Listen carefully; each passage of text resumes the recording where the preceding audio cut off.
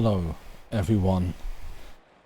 I am Sam, also far too warm, and you are listening to Chilliteracy, where the world is an oven, and it's warm. You know, I don't want to just rehash the same talking points of everybody else of complaining that it's too warm. I'm not going to complain that it's too warm. I'm just going to state that it is, and we can all live with that information. The world is an oven, we are all cookies. Yeah, I guess. Sure. Why not? Hello. Hi. Welcome in. How are you? I hope you're well. I feel like I had something else in mind for, like, by way of introduction, but I don't know. Shouldn't complain.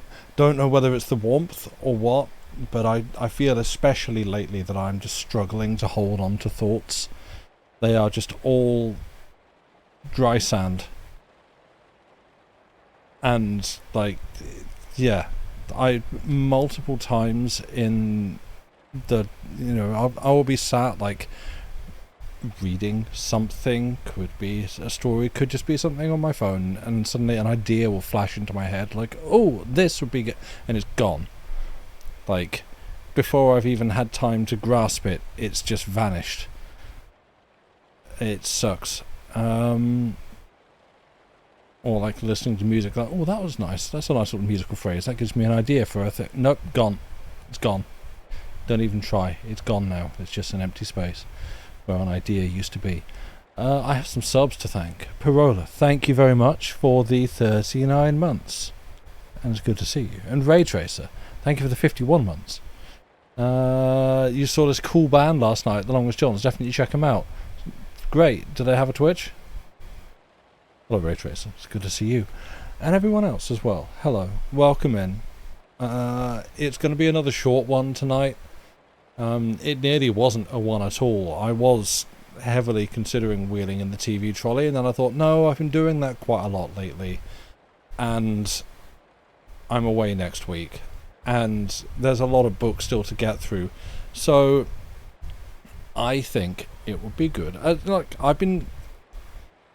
Real talk, I've been trying to get a little bit better about self-control lately, because, I don't know, I don't feel as though I have the best self-control, and especially lately.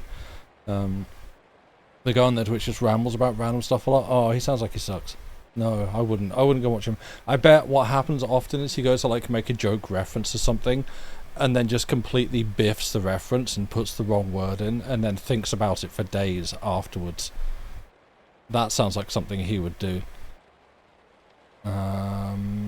Oh, no worries, Ray Tracer. Yeah, like I was saying, we have a lot of books to get through, and the thrill of cancelled plans is real, and so the temptation to just go, well, let's just watch a film instead, and I'll take the week off, and then you don't get a stream, and then there's no stream next week, and things drag on even longer. So I thought, well, why not? We've got half a chapter to get through. It's round about 20 pages, so it will be another shorter stream tonight, but it will be progress, and we can all count ourselves present. I don't really know much more than that. You revived your old laptop and put Linux on it, so you're testing how Twitch performs on it. Ooh, nice, okay. You like his ramblings? Well, each to their own. Thank you. Yeah, do I have much else to say? Lucy's out this evening. I don't expect her to make an appearance, so you're just stuck with me. Sorry. Obviously she wouldn't be on stream. She'd pop up and chat. But yeah, that's some info. Wow, excuse me. I'm starting tired, and it's not, the energy levels aren't going to go up. There's my water bottle. Yeah.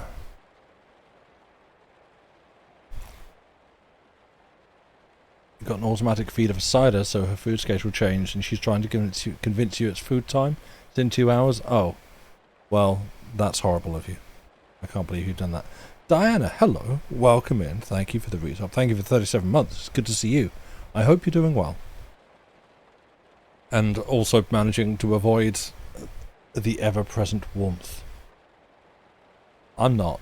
I have every possible window open, a fan pointed directly. Actually, that's true. I'm just going to go quiet for a second. And the mic drops down to 0. So, no weather whinging. No, I'm not whinging. I set that out very clearly for myself at the start. I'm not whinging, I'm not complaining. I am mentioning it because it's present, it's here. But as someone, I'm one of you're so bored. Yeah. I'm with you. I'm with you. I'm what now feels like a rarity in that I prefer the summer to the winter. Like, this is the topic that when it comes up, everyone in chat signs up with, "Oh no, I love winter because when it's cold, blah blah blah blah blah, put on big coat, blah blah, drink hot drink, blah blah, soup." Yeah, that's cool, but I like the summer. That's the days are long. Look, it's 10 minutes past 9 nearly, and it's still I can still see visible blue sky outside. It's nice. I like this. I'll take some warmth and discomfort to go with it. So no, this isn't a complaint. Guinea pigs give you enough trouble about it? Oh no.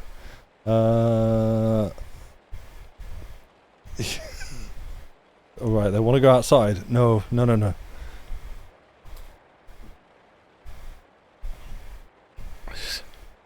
Right. Anyway, yeah. Do I have anything else to talk about?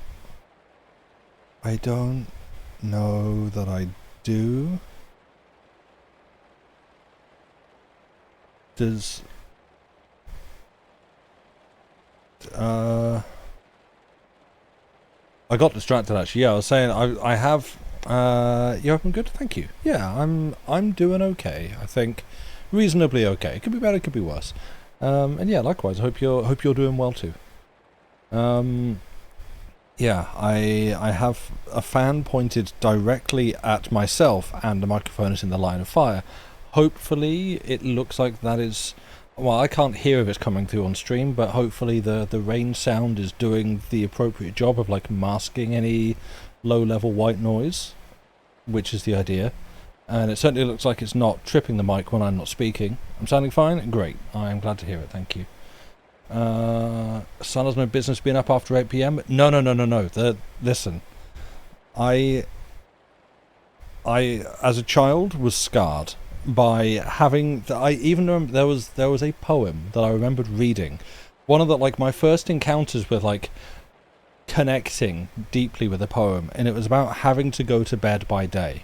Don't ask me to quote it now. I don't remember it. Someone in chat's probably already typing to look it up.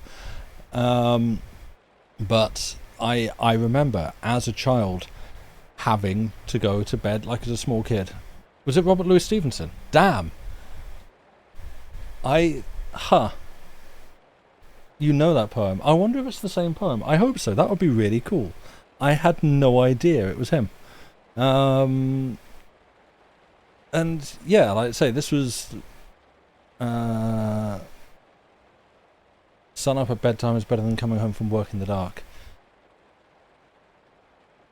Well, I agree in the sense that I prefer... What was that bird that just went past?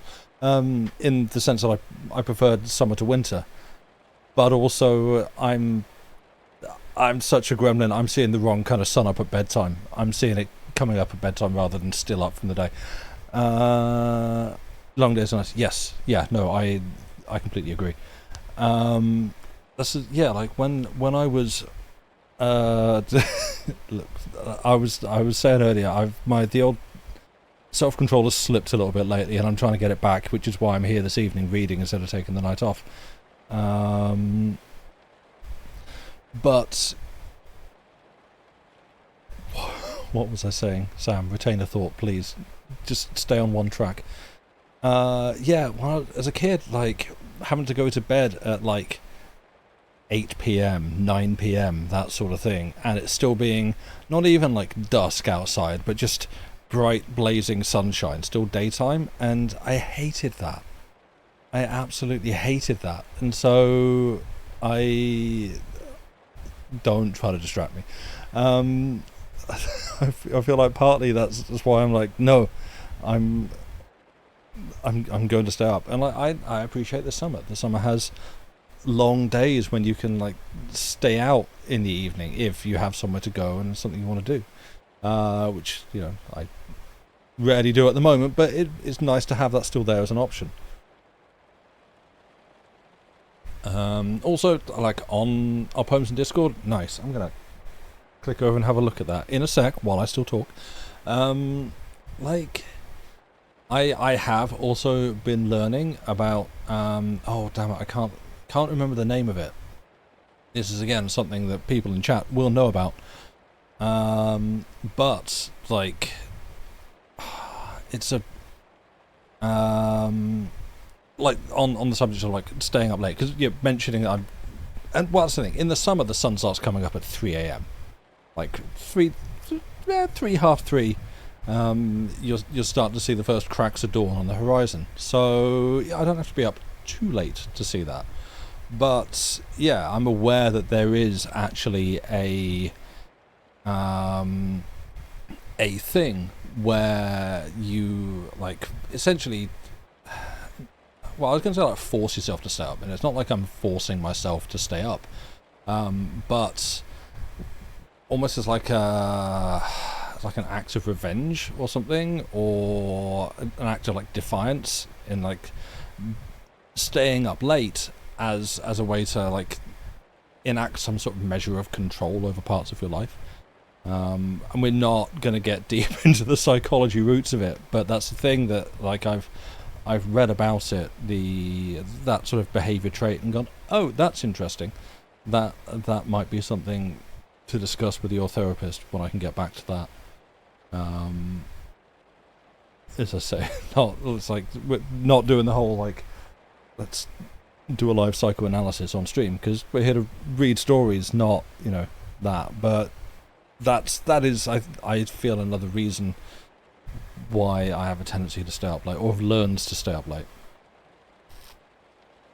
Past 10 p.m. here, and it's I think would be at 4 p.m. in December. So you like that? Yeah, like the thing is, it's 9:15 here, and in the winter at like 3 o'clock, it's getting to this level of light, and it's nice. I like it. Psychoanalyzing fictional people only, and toxically by extension the authors. No, I hate that. I also hate that behaviour. Well, the author wrote this character like this, which must mean they think this way too. No, it doesn't. We're so bizarrely far north. Actually, yeah, my shock with that came many years ago now. Grief. How old was I? I was 17, I think, when my older brother got married, and they had the ceremony out in St. Lucia. And going to St. Lucia, which is far more equatorial than here, and seeing like how, like in the middle of summer, seeing how early that got dark, and I just obviously, yeah, but I hadn't considered this. So I've just clicked over to the poem to see if I can see the poem.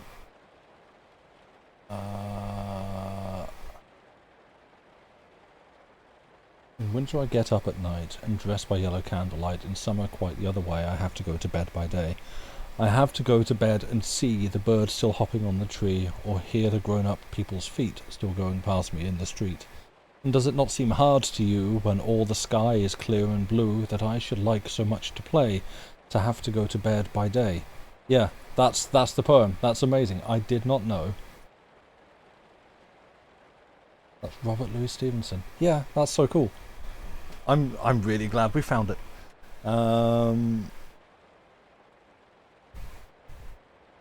UK feels really far south for you. Yeah, well, it is.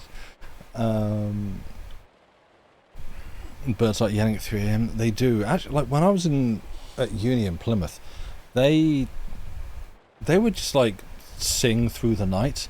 It was kind of disconcerting, and it felt like it's just like a city thing. I don't know, but that was. I always remembered finding that really bizarre. That you just 2 in the morning. Oh, there's birdsong. Like it happens around here sometimes as well, but that was like really distinct and strange.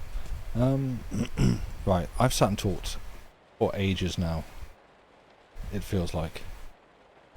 So I'm going to start reading. If you would like to actually, I'm going to give you like the first line of where I'm going from. If you're like looking to type that in to find where you wish to read from in the text. But first, I'm just going to test my mute button. That's not my mute button.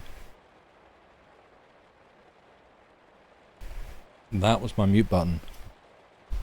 Great. So the line I will be reading from, which I recognise in this book may not actually be that helpful because of the sort of almost limited vocabulary and like limited phrasing that he uses. Maybe perhaps I'm about to give you a sentence that appears multiple times throughout the book. But I'm going to be going from now, presently, I had ceased from these vague thinkings and half-dreamings, and was gone truly to sleep. So that's the first line. That's your activation phrase. When you hear that, it's go time. But also, if you wish to type that into the search field and find where I'm reading from. Coming to a reading with no context. Let's go. Oh, Diana, have you heard any of this before? This isn't like checking on homework or anything like that. But that's no. Oh boy. Okay, you're in for a treat. This is yeah, there we go. Right. Would you like would you like me to take a couple of minutes to try and sum this up for you? I will fail, but I can give it a crack. Or do you just just go? No, just go for it. Sick. Great. Okay. If you have any questions, I'm sure others in chat will do their best to oblige, but hell yeah, this is going to be great. Enjoy. Well, if we're ready then, you have with or without context, you have where we're going from. This is roughly in the middle of chapter 9. And we shall now continue with The Nightland by William Hope Hodgson. Now, presently I had ceased from these vague thinkings and half-dreamings, and was gone truly to sleep. Yet nowise did I sleep very strong, but did seem to come anigh to wakefulness, this time and that. And, as it did chance, this was, mayhaps, a very good thing for my life, for I did presently come awake more surely, and did turn on the great branch, for there was a noise in the air that was not the noise of the great fire hill. And the noise did grow very heavy and lumbersome, and in a moment there came 7 humped men running among the trees, as that some monstrous thing did pursue. And immediately they were beneath the tree in which I did lie, so that a great fear came upon me, and I loosed the belt from the branch, that I should be free to fight. And directly upon this I saw that the men did leap upward into the tree beneath me, but not as that they did wot of me, or make to come at me, but as that they did pay a great heed to some creature or happening that was far off among the trees.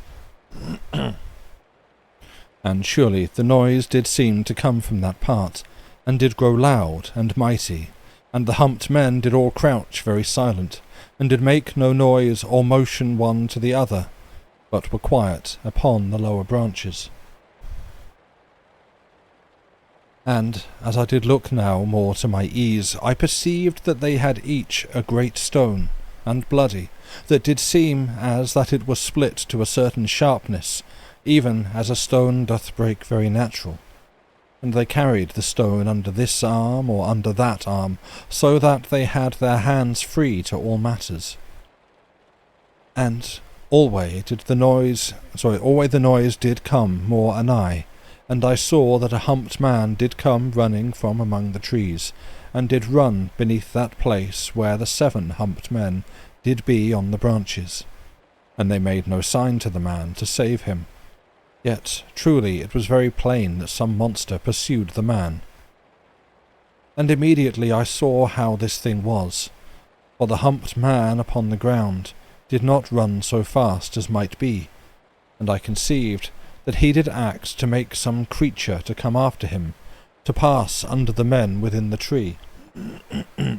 And surely this thing did prove to be, for there came very quick a great and ugly thing that had an ugly way of putting down the feet, and did have 7 feet to each side, which was very strange.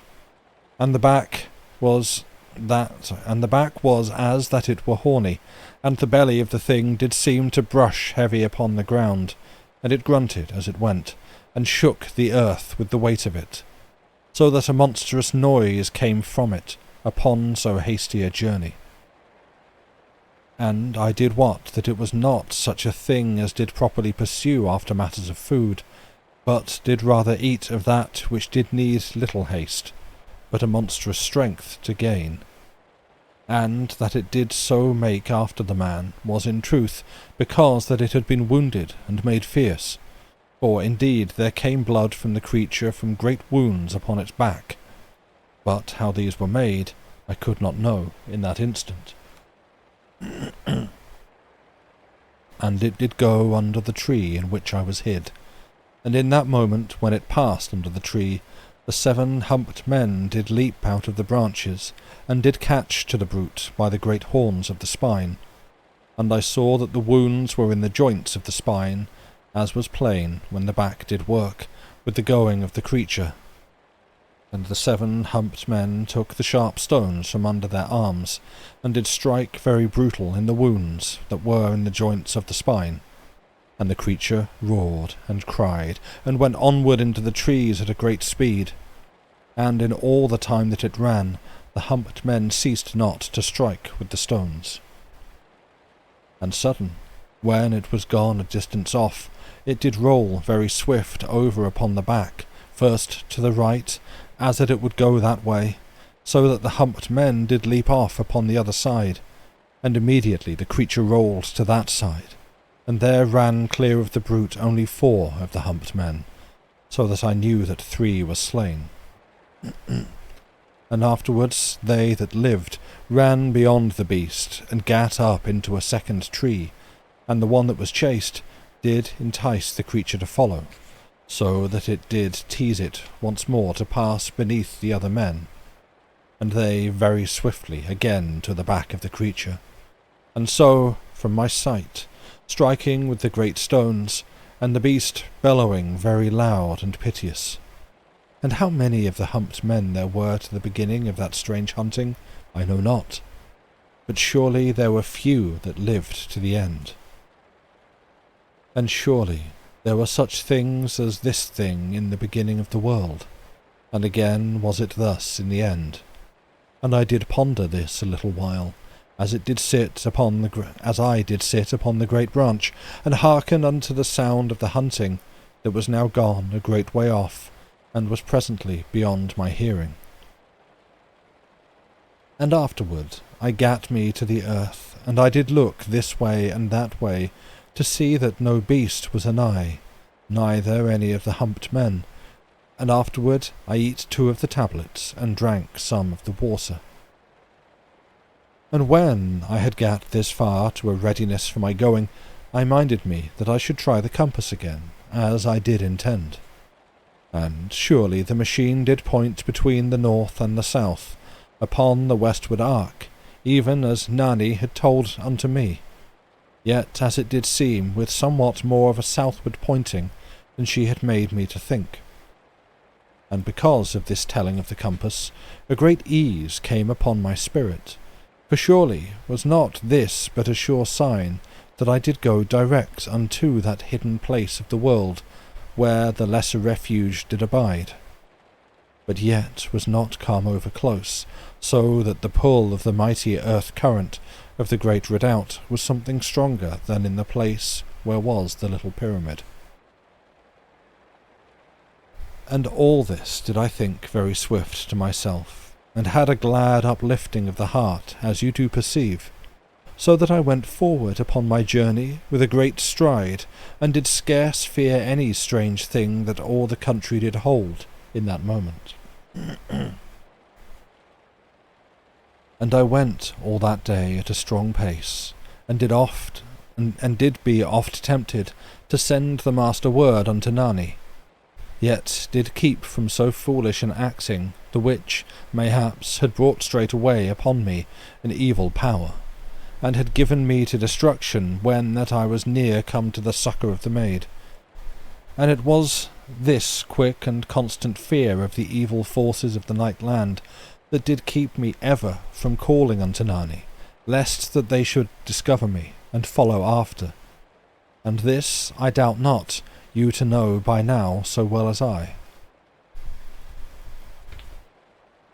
Now, by the 6th hour, I was come into a part of the country where there were an exceeding abundance of steam fountains, and sprayings and great upboilings of water in basins of rock. And the air did be full of the sounds and the roarings of the boilings and the spoutings, and of a hot mist and spray, so that, truly, I had scarce the power to see to my front, nor to any side. And here, presently, I made a pause, and did eat and drink, and afterward went forward again. And I did keep the shore of the sea always to my right, and so did go proper to my way, yet with no great ease, for the sea also did steam very strong in that part, and because of this great fog of steam, I was surely much laboured to make a great speed, lest unseeing I go headlong into a hole of the boiling water. And in the 9th hour I did go clear of the hot boilings, and was come again free of the mist and the steam, and might look with mine eyes to my going. And surely, as I did perceive, I was come to the end of the great sea that had been ever to my right, for it did go against the feet of great and monstrous mountains that went upward for ever into the night, and did seem as that they were the hither wall of that strange country of fire and water. And so was I stood there very much taken upon doubt, for how should I go farther? And after that I had been there a while, in a bewilderment of doubt and of wit, I went to the left, along the feet of the mountains, and truly this but of common sense, for how might I go any other way, save I go back again? And at the 12th hour I eat 2 of the tablets, and drank some of the water, and went forward once more. And lo, at the 15th hour I was come to a place between the mountains, even an upward gorge, very dark and gloomy, and without light for a great way. And, in verity, I did not want to go up the gorge, in that it was so dreary a place, and narrow and horrid and drear seeming, after the light and wideness of the country in which I did yet stand. And presently I did go past the mouth of the gorge, that I should learn whether there went another way out of that country, and this wise for a great hour more along the feet of the mountains, and did presently come to a monstrous black river that was maybe a mile wide, and it to be very shallow, and seeming as that the water scarce to cover the mud of the bottom. And here and there a great steam did come from it, and spurtings and moundings up of the mud in many places, and monstrous babblings and puffings up of strange smoke, as that a great heat went beneath it in this place and in that. And surely it went backward into the country for a mighty way, so far as my sight did go, and I did think it to be no river, but truly a further sea, and there was no way across, for there were no trees anigh to make me a raft, neither might I wade across. For it might be shallow here and deep there, and the mud be in all places. And, moreover, I had been like to be caught in one of those upburstings of mud, even did I have a raft to go upon. And because of all these things, I gat me back again to the gorge, and presently I did go upward into the darkness. Now I went upward very steady, save that I did stumble oft, and did go through 6 great hours. And truly it did seem that I went in an utter dark, because that I had been a while in so constant a light. And by that I had been 6 hours in the gorge, I was gone right away from the country of the seas, as did be as that I was back into some place that was like to the dreadness of the nightland. For there were in this place and in that place of the gorge red fire-holes, even as in the nightland. Yet not many until that I was come a great way up of the gorge. And there did be life of horrid things about the fires, as soon I did wot, so that I made to keep off from them.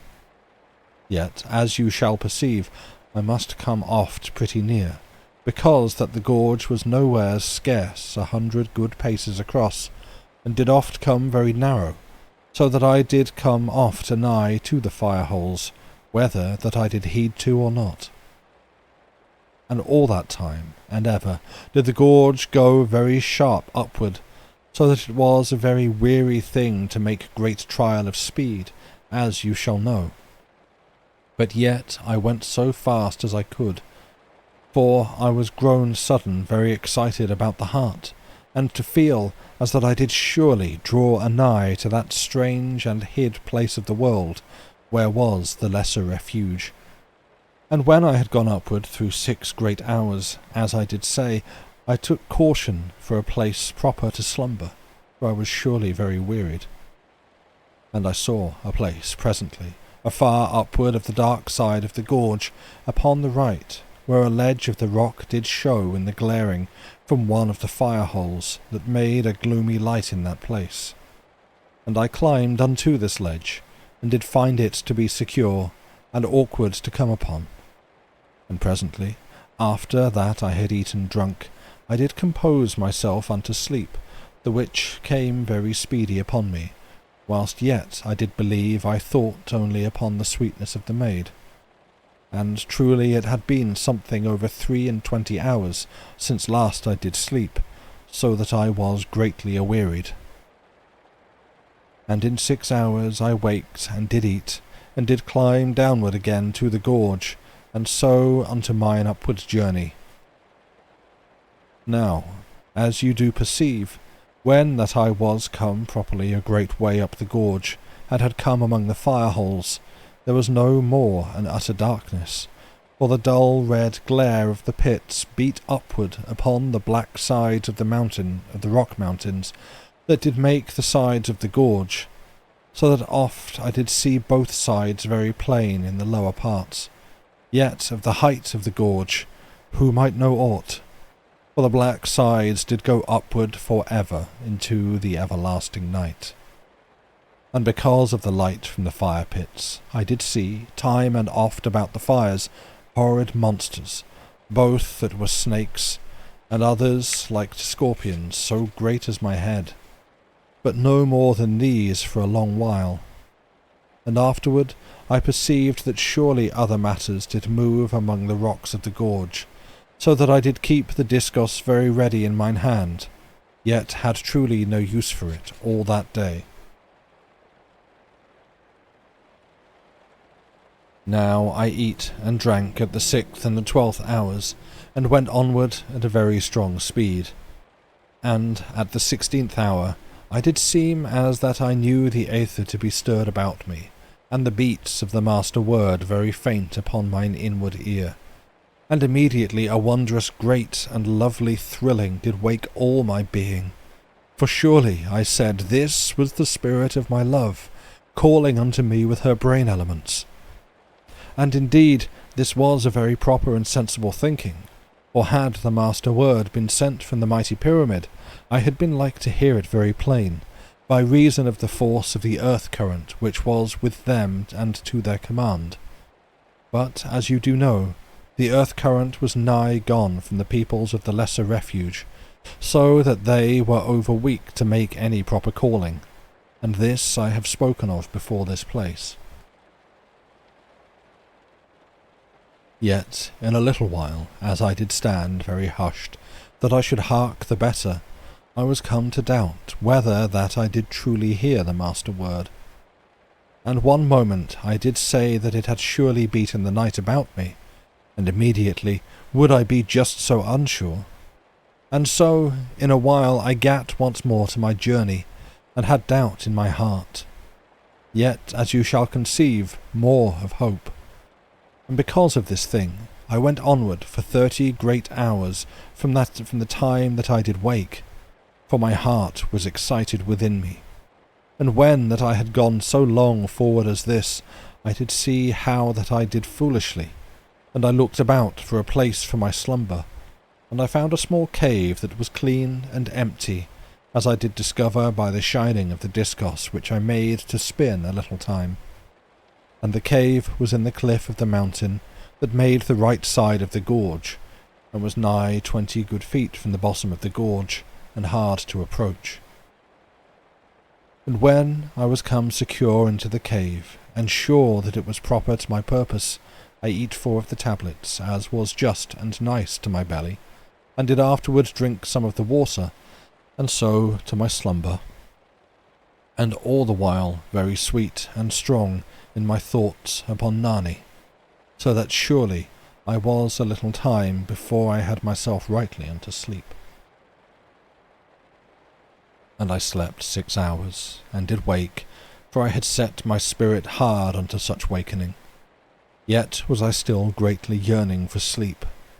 But this did go somewhat, when that I had fought a little with my need.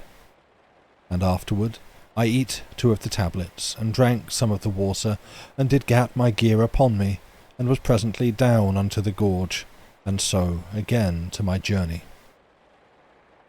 Now in all that day I did go with a very stern speed, for it did seem as that my soul did know for surety that I was truly come something nigh unto that place, that hid place in the night, where I should find mine olden love again. And the sweet hope that was bred of the calling that had seemed truly to sound about my spirit was in all my being, and more sure on that day than before that I had slept. And I went 30 hours in all, even as before, ere that I did come again to sleep, and I eat and drank at every 6th hour, so that my strength should abide within me. And by that I was come to the ending of the 30 hours, I was sorely awearied, and gat me upward of the monstrous cliff that did make the left side of the gorge, having perceived in a place a great ledge of the rock, that did seem very proper for my purpose of slumber. And when I was come upward upon the ledge of the rock, I saw that there did seem something like to a mighty spider that did stay half without of a hole in the back part of the ledge. And I smote the thing gently with the discos, so that it was very quickly dead. And afterward I searched well about, but did gladly perceive that there abode there no other horrid creature. And I eat 2 of the tablets, and drank some of the water, and did afterward make me ready for slumber, as ever. But now I did put the cloak well about me, for truly there was grown a chill into the air of the gorge. And here also will I tell how that it did seem unto me that the air was gone something from that great thickness and strength which had been with me in the past days of my journeying. Now I was gone so tired that I fell upon sleep in a moment, yet with a dear thought and anxious concerning Nani. But was I so starved of the body for slumber that even mine anxiousness kept me not awake? And I was then so fast with sleep that I knew naught for 8 hours of very sound slumber. And then did I awake, and very thankful of the heart that no evil beast or creeping thing had come upon me whilst that I was so utter lost in sleep. And now, truly, was I something fresh and ready, and I ate and drank and had my gear once more upon me, and so down into the gorge. And afterward I went upon my journey for 18 hours, and did pause but a little, while at the 6th and 12th hours that I should eat and drink. And when the 18th hour was nigh come, I perceived that the nature of the gorge was grown very horrid and dank, and in verity I did feel as that afar upward in the night the black mountains did make the sides of the gorge had come together, and did make a monstrous roof unseen in the utter height. And this thing I do tell only as of my belief, for I had no very sure proof. Yet, truly, my reason doth say likewise, for there did oft drip water upon me out of the darkness, even though I walked in the middle way of the gorge. And how should this thing be, save that there went an overreaching of the sides, that should let the mildew down upon me? And in this place, and for more than 11 great hours, there were fire holes and fire pits, only in this part and in that, and each a great way off from another. And they burned very dull, but did seem to throw a fume of sulphur into the air, as that there was no freedom above for the stink to pass away. And in every place were the rocks of the gorge very thick and slippery, with strange growths, so that it was a sorrow to walk upon them. And all that time there was a heavy wetness and slowness in the air, and a smell, beside the stink of the fire pits, as that I did go forward through a place where dead things did be. And for a great time there was a horrid darkness, as it had been, that the air was grown thick with the fumings of the fire pits, as I do believe. And besides this thing there was, as I have said, but a dull fire here and another there, so that it was like that there should be a heavy dark. And because that it was so utter black, and because that there were growths upon the rocks in the bottom of the gorge, I did go but slowly, and with pain of stumblings, and always with the stink of that place to trouble me half unto sickness. And sudden, as I did go past one of the fire pits, I saw that the fire made a dull shining upon some monstrous thing that did move before me, upon the far side of the fire.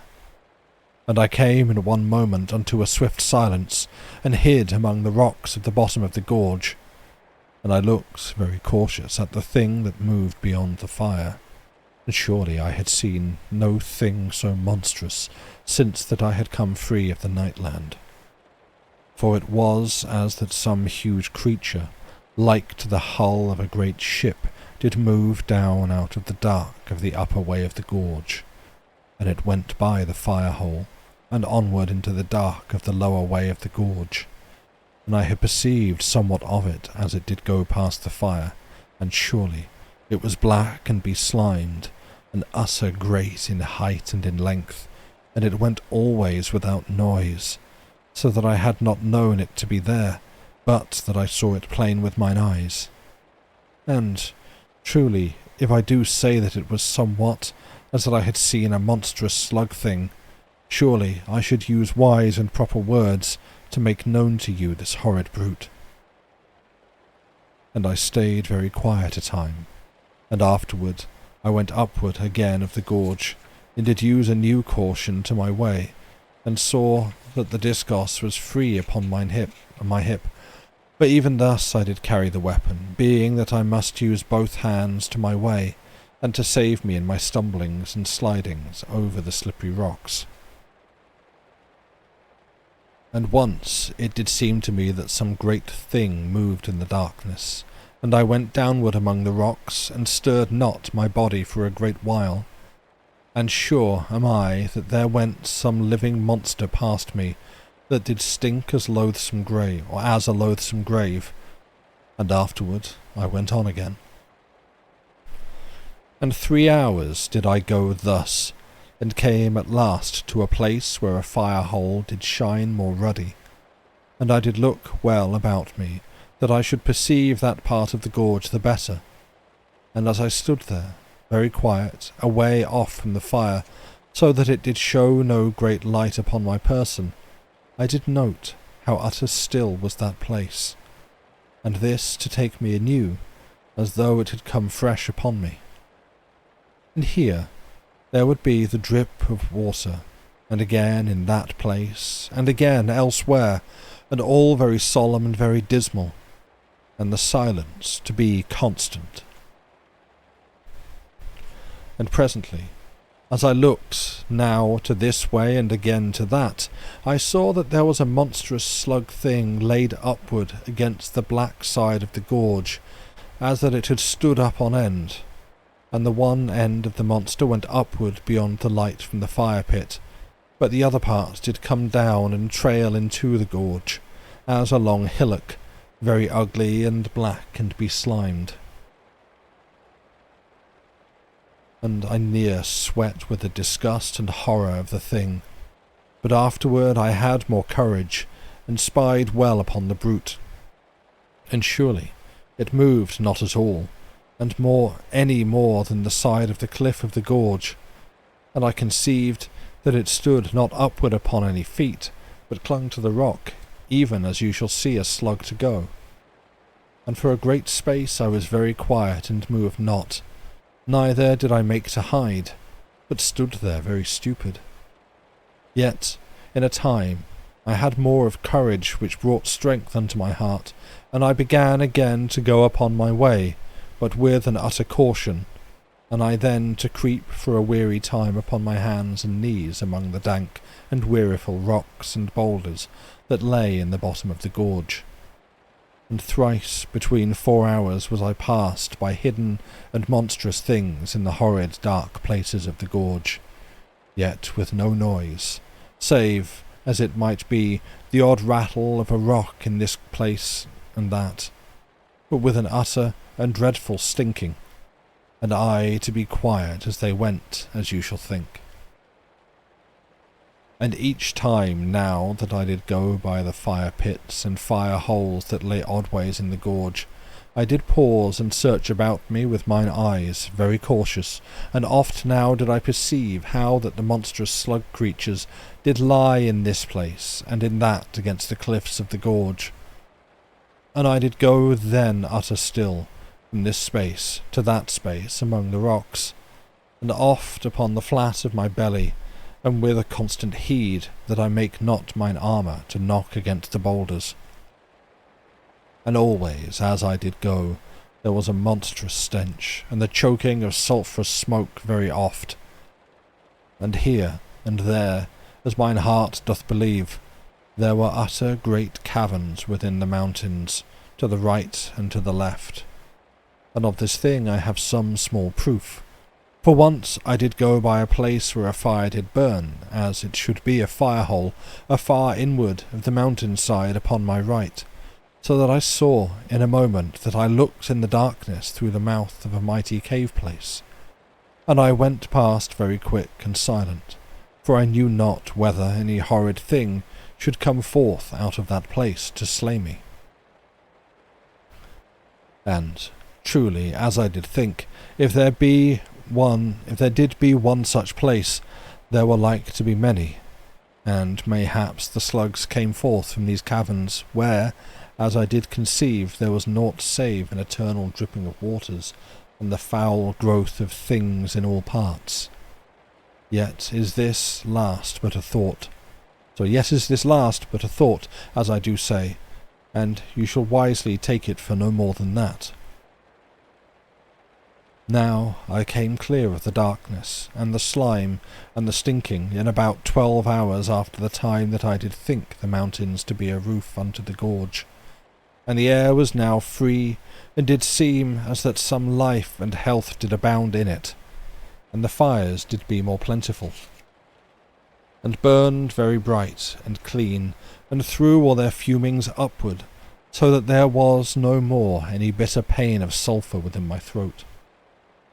And surely it was with a thankful heart that I went onward, and with a good speed, for there was much of light all about me, in that there burned 100 fire pits here and in that place, so that I saw clear before me and behind, and conceived that the slugs did abide only in the closed part of the gorge, and oft I did take the very air full into my lungs, for the sweetness of it, after the horrid stenchings that I had abode all those hours.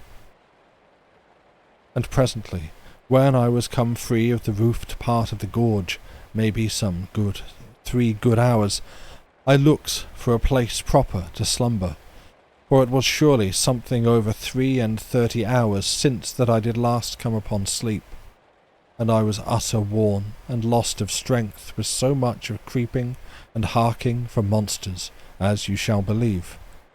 Moreover, about that time I had gone bitter long whiles between slumberings through more than 100 hours, as you shall have perceived from my tellings. And that brings us to a point where I'm going to take a break, because 1, I've marked it as a decent break point, and 2, I am also feeling tired. This book is hypnotic. Stephen, hello, welcome in.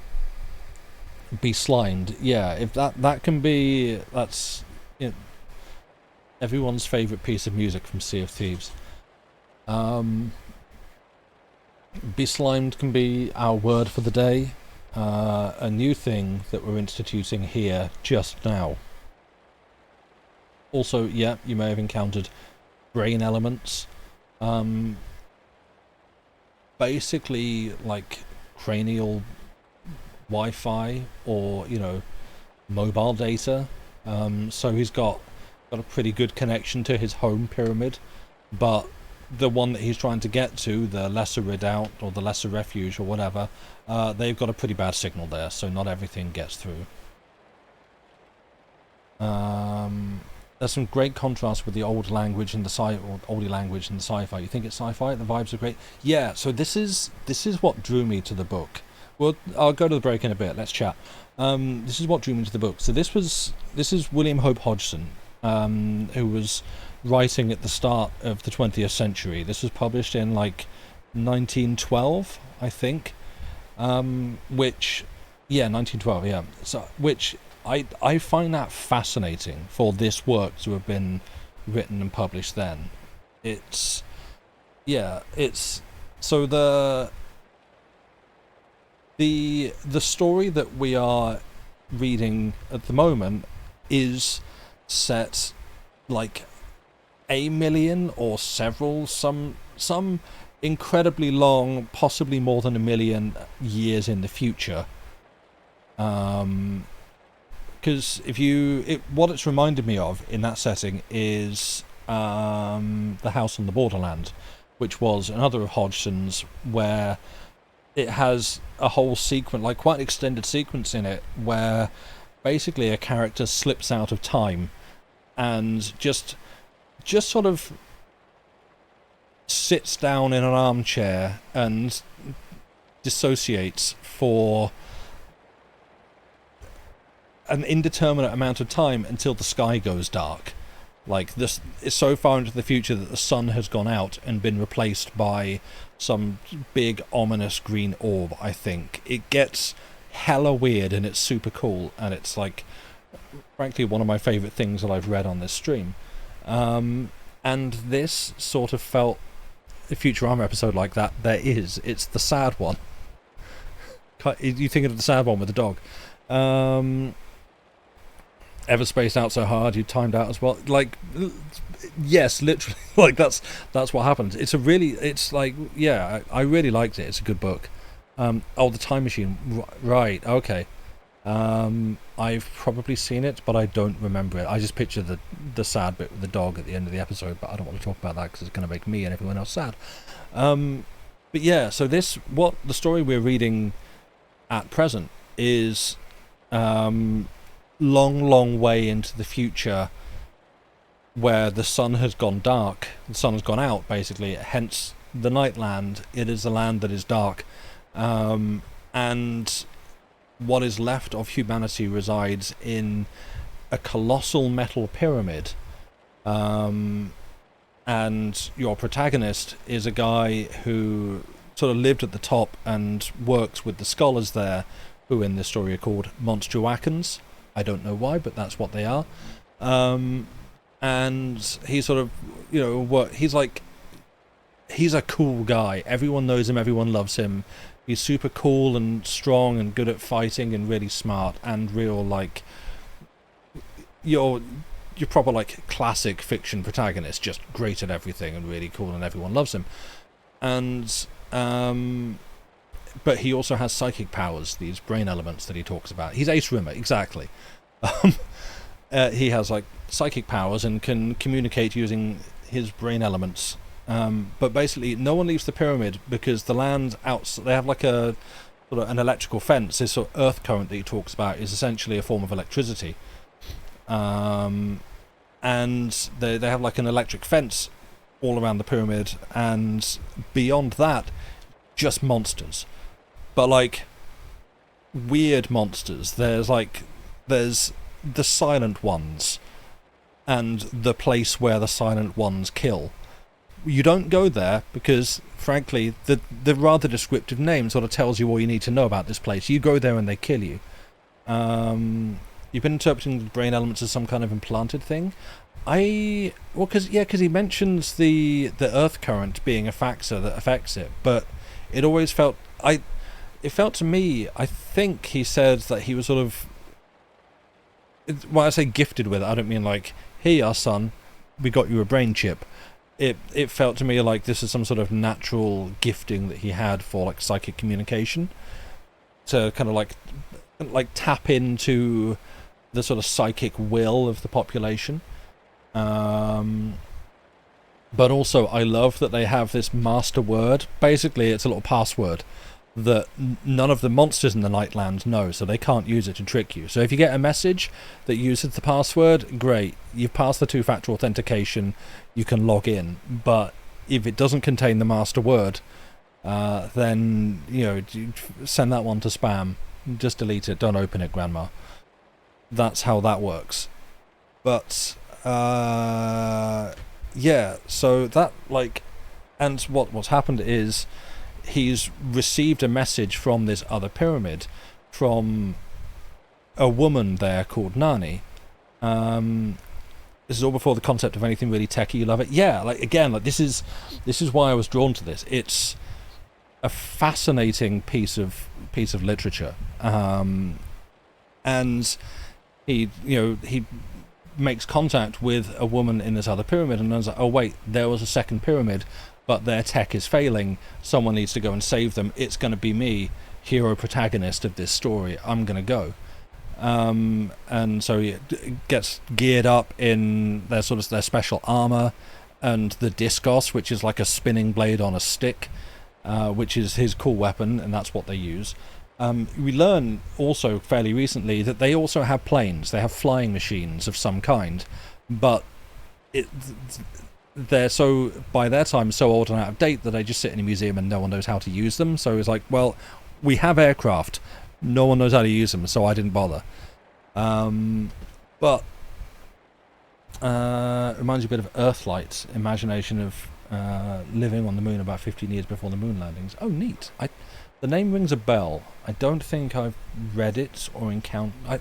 I feel like I've heard of Earthlight, but I couldn't tell you who it's by. So I can't say I know anything more about it than the name.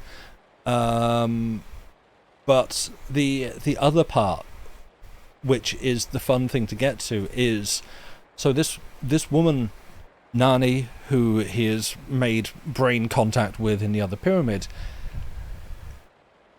This is where we cut back to the framing device. Oh, it's Arthur C. Clarke. Oh, hang on. Let me just move a book on my shelf. Where are you? I think I have it. Yeah, I do know the name. I have it. I can't... No? That's not the one I'm thinking of. Yeah, no, I have heard of it. Yes. Of course, it's Clarke.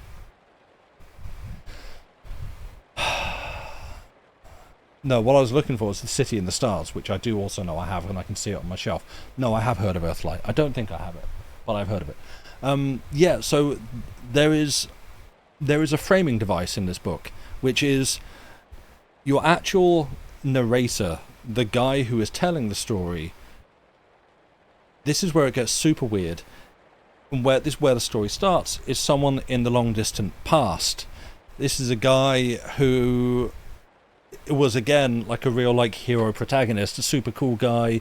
He was like, everyone loved him, everyone knew him. He was really cool and strong and good at fighting and so on and so forth. And there was a woman that he met and fell in love with, Mirdath the Beautiful, and had a little bit of a sort of complicated courtship with. He tried getting to know her, and she thought it would be a fun prank to like mislead him in some way. This almost backfired, and they nearly fell apart. But then they, Shakespeare-esque, discovered, oh, it was just a prank, bro. Okay, we're good friends. We get on. They get married. Boom. Obviously, she dies in childbirth. And then, in his grief over this, he starts getting incredibly clear, very vivid dreams of the far distant future, where the sun has gone dark and the earth is cast in night and everyone lives in a giant pyramid. So that's the framing device for this story. What we're encountering now is the story as narrated to us by this guy in the long distant past, having grief dreams of the far distant future. It's wild. And so yeah, I love it. And literally, let me tell you about my cool dream. Yeah, except in the cool dream, like he keeps. I love that it's like I walked for 12 hours that day. On that day, I saw 6 cool monsters, 37 fire pits, 1 snake.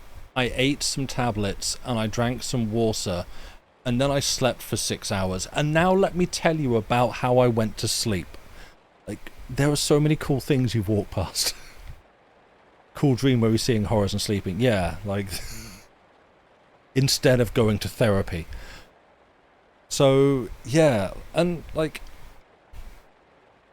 I feel like I say it every time, every stream, that the writing style is borderline impenetrable. Like, I'm coming round to it now in terms of my basic capacity to read a sentence and understand more or less from start to finish what is being said, because of the, to me, my contemporary understandings of words and grammar don't entirely jive with the way that this is written, which has made it a bit of a learning exercise to infer how everything fits together.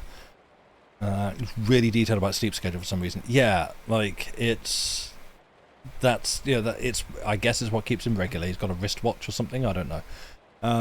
But it's yeah, like impenetrable is how I describe it, because it's a difficult one to get into, but the imagination that's there behind it is really good.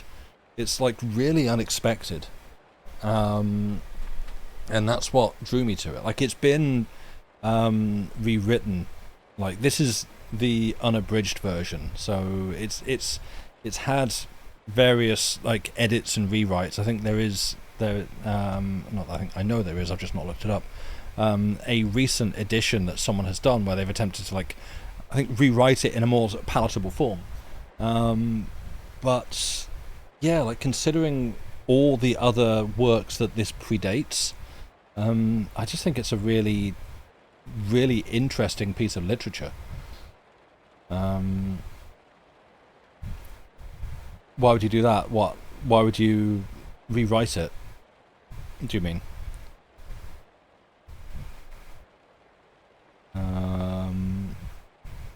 Also, yeah, make it more palatable. Well, I mean, I can understand that. It's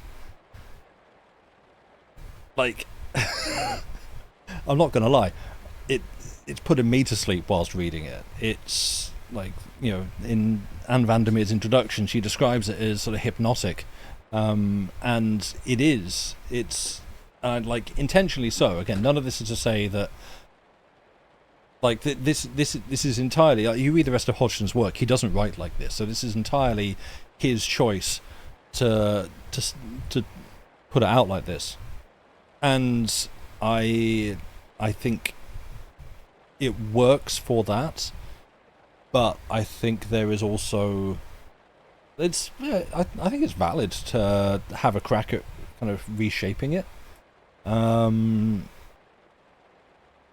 Like say where I keep coming back to is like Lord of the Rings or something, which obviously they're very different, but I feel like there are a number of parallels between that and this. It's even down to basic like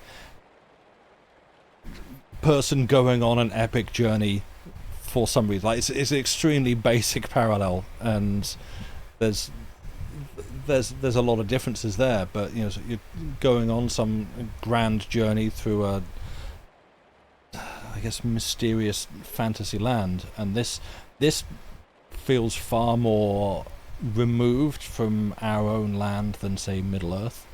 Obviously, this is just one person's own mental account of the things. Witnessing slugs, right? We got big slugs. Big spider, nice one, Tolkien. But what about big slugs? You mentioned before, it definitely has Sam and Frodo and the Two Towers vibes. Yeah, and it's weird and it's fun. Anyway, I said I was going to take a break, and this is woke me up a bit, so that's good. But we're going to take a break. I'm going to stand up, move around, probably just douse myself in cold water, not complaining. And we'll be back in like 5 minutes or so. See you in a bit. Bye for now.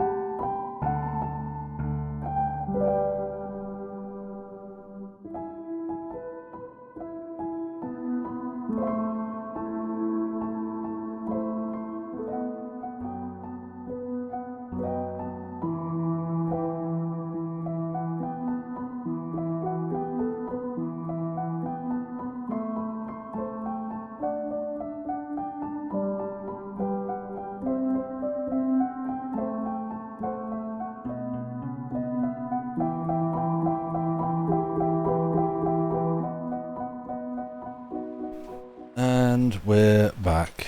Hello. Hi. Welcome back. I am here and have done the things that I said I was going to do. I didn't just sit and look on my phone for 5 minutes, which I've done in the past. Who hasn't looked at their phone for 5 minutes in the past? But I mean specifically when saying I'm going to go do these other things during a break, and then I pick up my phone and just doom scroll for 5. So, you know, call that a win.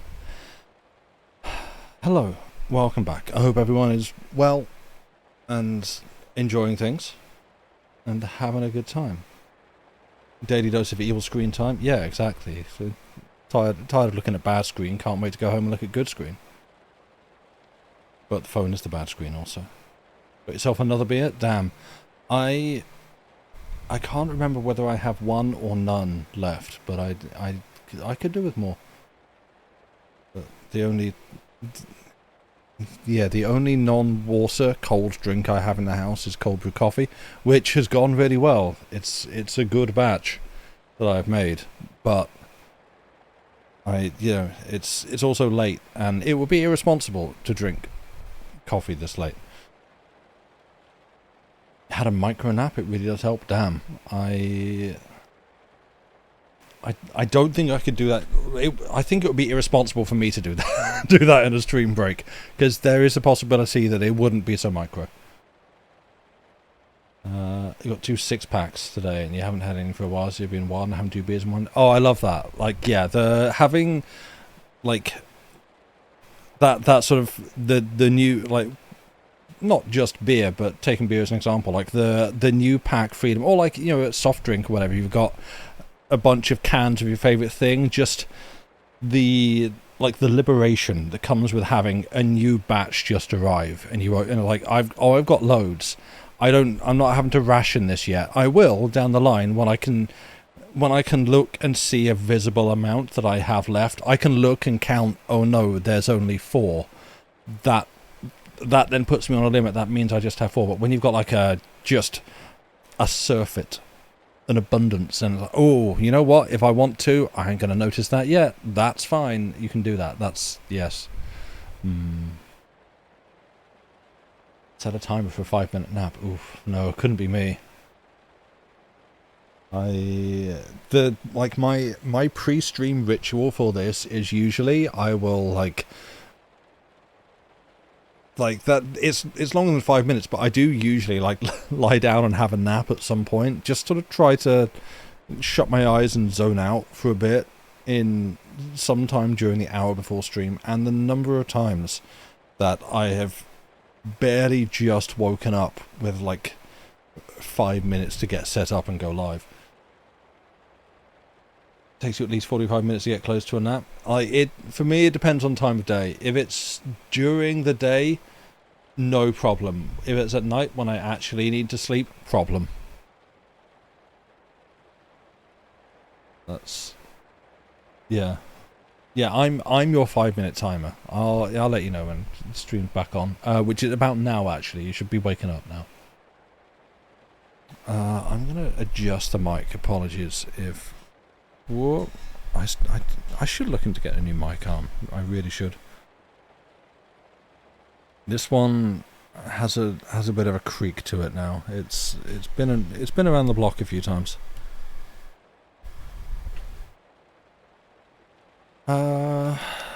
Yeah. Any other talking points before I resume? I said it reminds you of Stephen King's Dark Tower series. That is one that I am unfamiliar with. Other than I know that it exists, but yeah, I know basically nothing about it. You dozed off at your desk at work before? Oh, back when I worked in a hauliers office and warehouse. Trying to think if I dozed off at my desk at all. I feel like there must have been a few times where the room was empty and I was tired enough to just put my head down and shut my eyes and kind of did the whole like suddenly jolt awake because I realised I'd fallen asleep in the warehouse. And I realise now, perhaps, somewhat recklessly and slightly dangerously, I would sometimes, because we had pallets of goods everywhere, I did at times go and find like a little corner. We like specifically, and I bring it up because I find it kind of funny. One of the things that was a lot of was stored there at the time were massage beds. They were like, how heavy were they?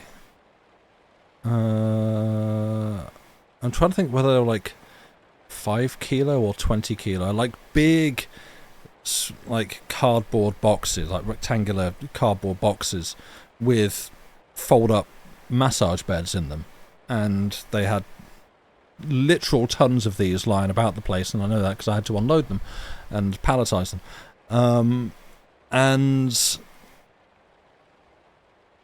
they, like, at times, more than one occasion, but not too many, I'm not that irresponsible, but a couple, I would find an opportunity when just exhaustion was hitting, and like basically go on a wander through this little maze of massage beds, palletized cardboard boxes basically, but we call them beds because that's what they were inside those boxes. Like, just sneak through this little maze, like find myself a little path, bury myself away at the back, and just like collapse on one.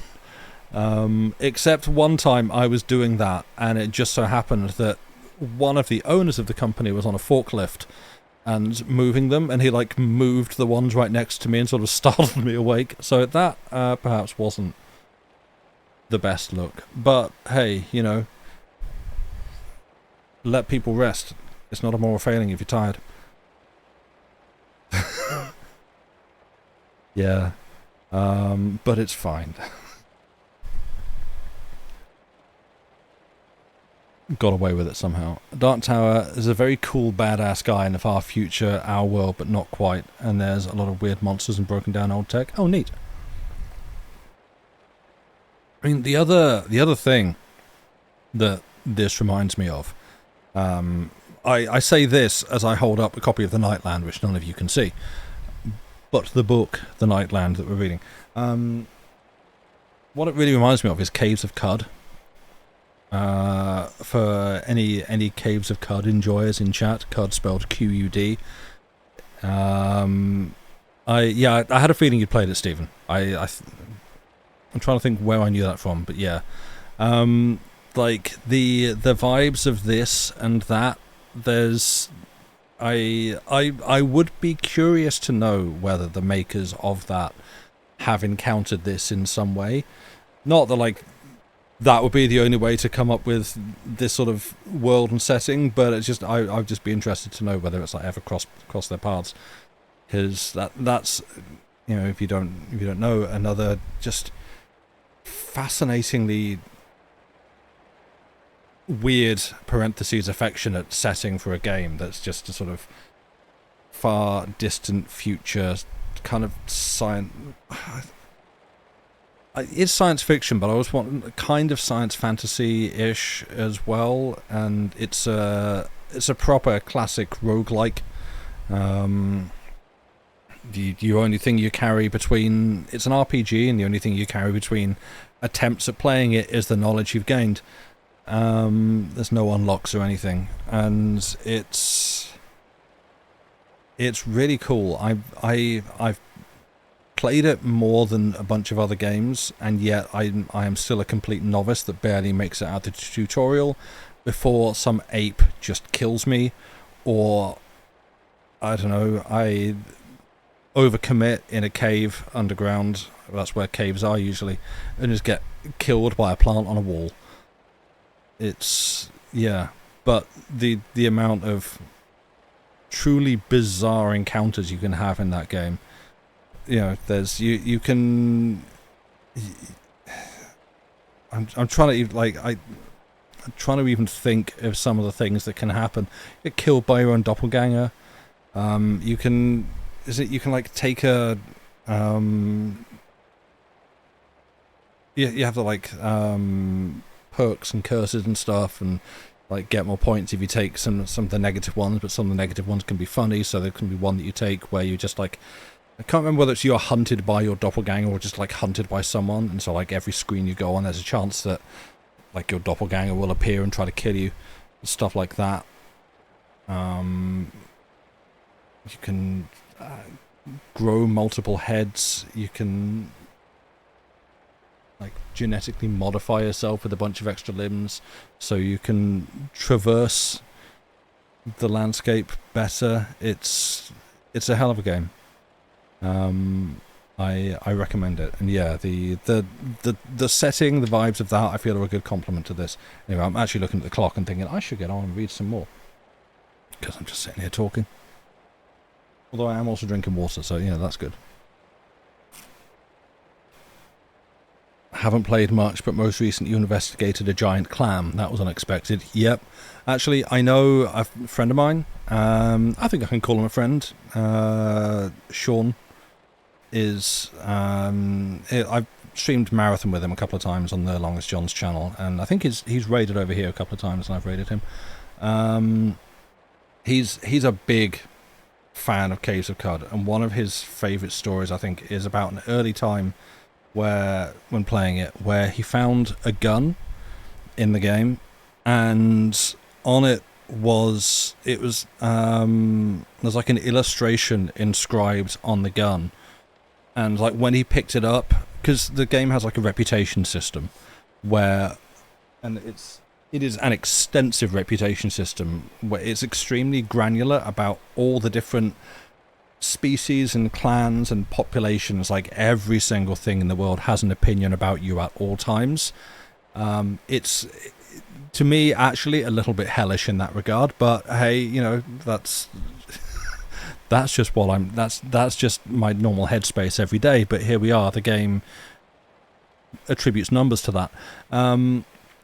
But he picks up this gun. Yeah, you are being judged. Everyone knows what you did. He picked up this gun and found that, I think it was like his reputation with worms decreased. And when he like inspected it, he found that it had like an illustration inscribed on it of a worm being shamed.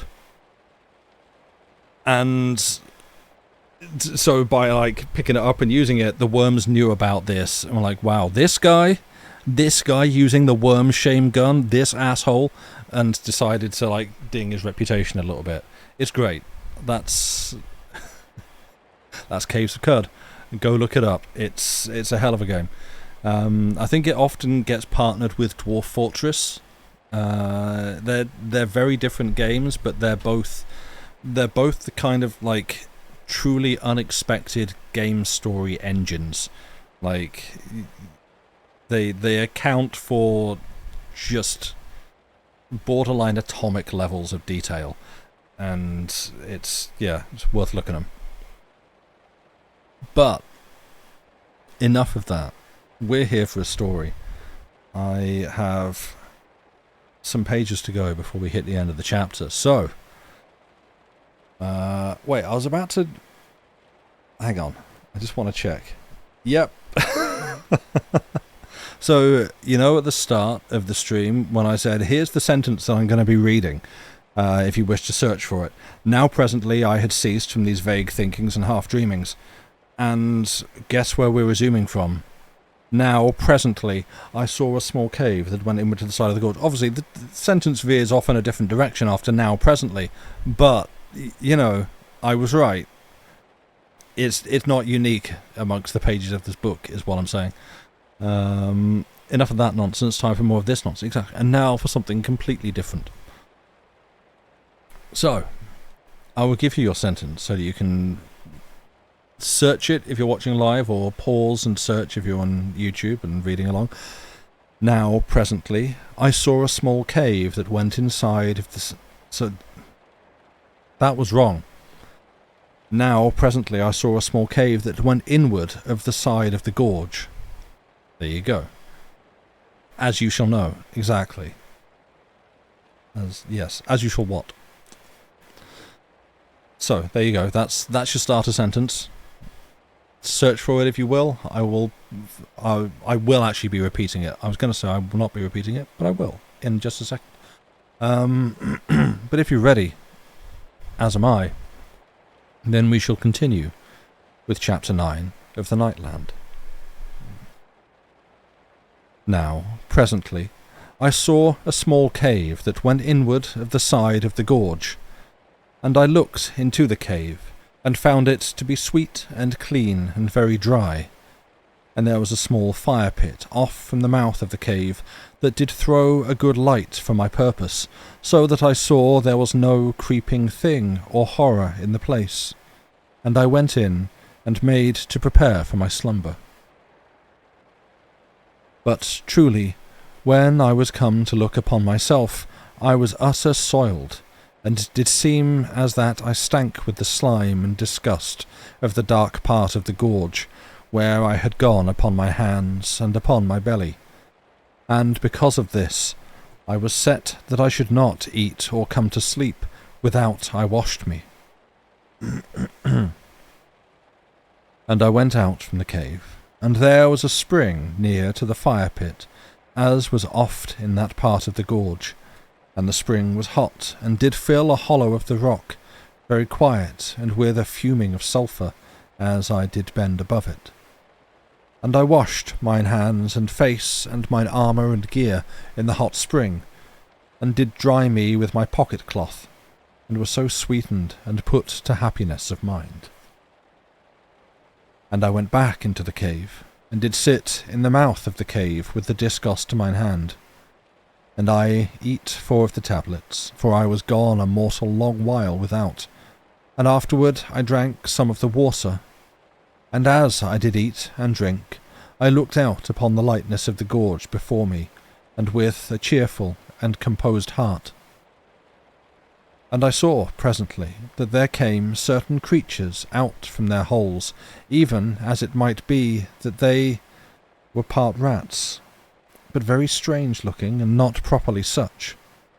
And some did lie about the fire-hole, and some did hunt about in the rocks. And one came presently, and had a snake by the neck. And it stood upon the snake, and did eat it, even while that the snake did lash about upon the rock. And the snake did lash until that it was nigh all eat.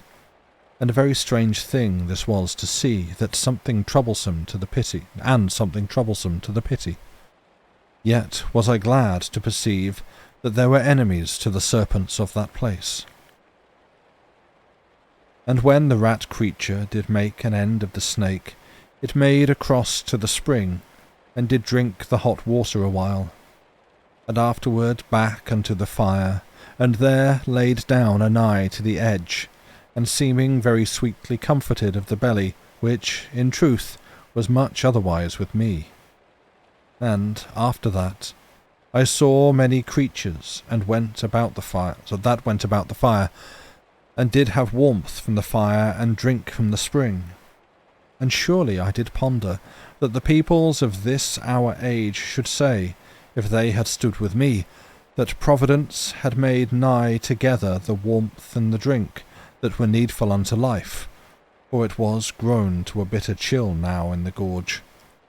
But rather did this thing seem to me otherwise, that these creatures did be but of their circumstance, and if that it had been another way, then had they grown of their wits to meet it to their means of life.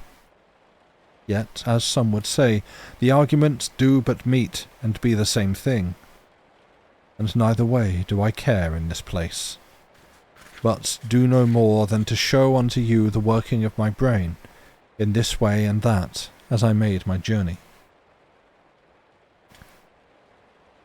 Now, presently, when I was done eating, and come very ready to fall upon sleep, I went out from the cave, and gat me certain boulders, the which I did carry into the cave. And when I was come back for the last time, I put them very secure in the entrance way, that no small stinging creature come at me as I slept. And after that I made ready, and went to my sleep, having sweet thoughts and slumbrous of the maid. Now I slept very quiet that time, and was not over troubled with the chill of the gorge, which was but little in that place, both by reason of the fire pit, and because that the cave did help to keep my warmth to me. And I had a deep slumber for 8 hours, and waked then pretty tired, but strong to go upon my way. And after that I had sat a little while, I came full to wakefulness, and afterward did eat 2 of the tablets, and drink some of the water, the which I did, sitting in the mouth part of the cave, after that I had cast free the boulders. And afterward I gat my gear upon me, and I went again upon my journey. And the gorge did continue very light and cheerful, with the shining of the fires, and oft there did be a little steam that did hiss from this part or that of the bottom of the gorge, and did blow very quaint and noisy in the quiet of that place. And oft there did be hot pools, and everywhere the great boulders in the bottom way, and to the right and to the left the black and mighty sides of the gorge, that did go upward for ever into the everlasting night. And so I did go, and had eat and drunk at the 6th hour, and gone onward again. And lo, at the 8th hour I did thrill sudden with a wondrous great thrilling, for in verity it did seem to me that the master word did beat softly about me, out of all the night of the world. And all my heart did throb with great glowings of joy. Yet was the beat of the word unsure, so that I knew not truly whether my spirit had indeed heard aught, for there was immediately a silence, as ever, about mine inward being. Yet, as you shall believe, there was a new hope and strength of courage in all my body and soul. And I went forward very swift, and all renewed, as it were, and my strength and hope did make naught of any terror that should lie to bar my way. Neither did I have further heed of the boulders that lay always upon my path, but did go over them with quick leapings, and a wondrous and thrilling eagerness of the heart within me. And sudden, in the end of the 10th hour, I perceived that the mighty walls of blackness that made the sides of the gorge did be no more there, and that I was come truly upon the end of the gorge. And I near trembled with hope and astonishment, for when I was gone a little way on, I had ceased to go upward any more, and was come clear out of the mouth of the gorge, and did peer forth across a mighty country of night. And it did seem to me as that I was come to a second land of strange matters, even as the night land where did lie the wonder of the mighty pyramid. And surely I did think within my heart that I was come at last to that far and hidden place of the world, where did be the lesser redoubt. But yet was there no place in all that night where did tower the shining lights of the lesser pyramid, and which I did hope vainly to perceive. And because that I saw them not, a great heaviness came upon my spirits for a time. But afterwards the heaviness did go, for I put reason to help my courage, and did plan this cause and that to show why that I was not come to sight of the shining embrasures of the lesser redoubt. But yet was there left an ache of doubting, as you shall well conceive. Now this land was very new and strange, and had a great light in this part, and a wondrous grim darkness in that. And I did pause a great while to determine how that I should go properly, and presently I bethought me of the compass that did draw it forth, and set it upon the earth, that I should see how it did act.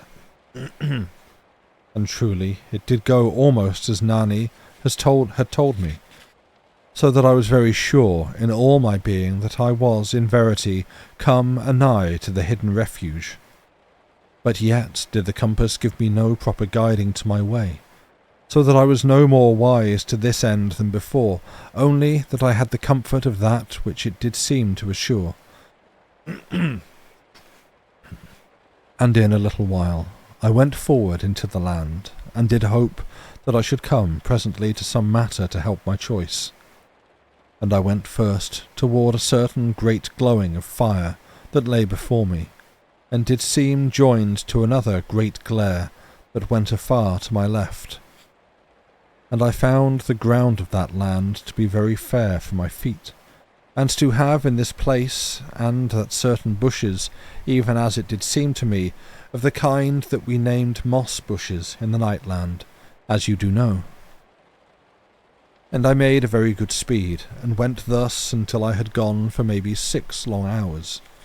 And by that time I was come anigh to the glowing of light, and did keep now a strong caution to my going, for truly I did know from the tellings of the maid that there were very horrid and dreadful powers in the land, and I did well to remember that I was come again to parts where might be the destruction of the spirit.